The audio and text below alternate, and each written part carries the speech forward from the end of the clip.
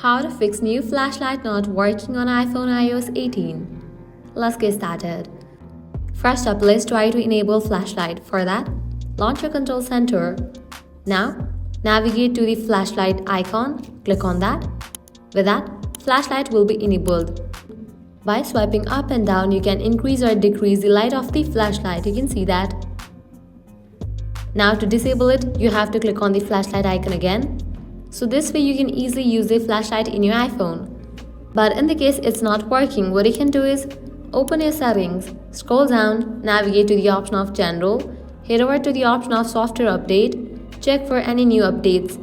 If you find any updates over here, just update it to its latest version. Next up, head back, scroll down, give a fresh restart to your iPhone. For that, click on Shutdown, then slide the icon to the right. Once you turn off your phone, wait for a few minutes and then turn it back. If this solution doesn't work, what you can do is reset your iPhone. For that, click on Transfer or Reset iPhone. Click on Reset. Click on Reset all settings and go through the process. Applying the solutions, your problem will be fixed.